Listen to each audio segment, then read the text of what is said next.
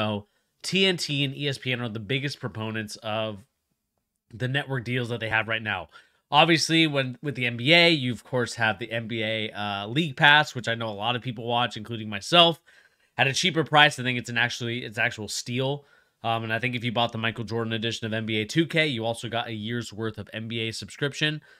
But here is what the NBA is receiving interest from, and that is they are seeking upwards of $75 billion for the next media right package that will start in the 25-26 season. Under the current deal that runs through the 24-25 season, ESPN and TNT are paying a combined $24 billion or $2.6 billion annually. ESPN and TNT are now playing defense against streaming giants such as Amazon and Apple. I would say that of all the leading technology companies that are interested in the NBA, Amazon is one of them. I think Apple, I think Google, all of them, said Josh Cosner, former ESPN and NBA executive turned media advisor and founder of Cosner Media. And keep in mind the definition of what a rights package going forward doesn't have to be what we grew up with, he added. A company like Discord, obviously, which we both Brad, Pete, and I talk on to you guys on the Discord app, could be part of the NBA rights holder at some point too, which would actually be very interesting to kind of talk about. And let me finish the story talking about here.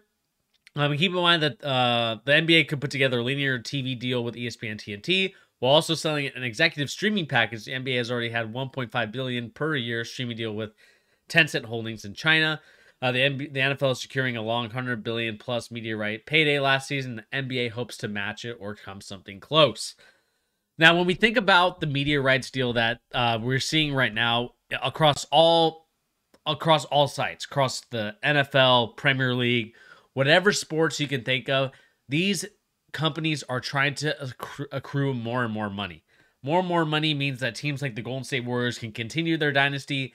And I think it just kind of leads to a very interesting conversation for the NBA and really just sports in general, because ever since I can remember when I was little watching sports, I always hear about these TV deals and they continuously go up.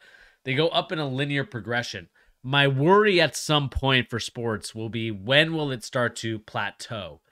Because again, we all know that everybody loves sports. I mean, we even saw the Mariners baseball team last night. If you guys watched the 18-inning game, it accrued so many people, not only just watching the game in the stands, but also people watching just TV in general, TBS Sports and all that.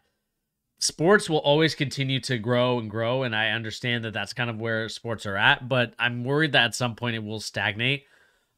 Just because I think that, there's eventually going to be situations and times where, hey, maybe sports aren't as important as what's going on somewhere else. But for the meantime, I do like the fact that the NBA is trying to venture off into not just being so linear with spaces like TNT and ESPN, but actually moving forward towards actually doing things like, I should say, like Discord. I think would be an awesome situation to watch. I mean, you could watch it while you're listening to the NBA games and, chatting with people from around the world about the NBA game in general, being included into channels where, maybe it's like Lakers Pistons and you're commentating on each thing. And so I think it's going to be an awesome thing to see for the NBA. And I'm curious to see what you guys think in the comment section down below as we kind of see the NBA continue to grow and expand the way that I think it should in the near future. I think that this is going to be a fun thing for the NBA to find out, the streaming rights deal. Fubo TV is also a huge factor now.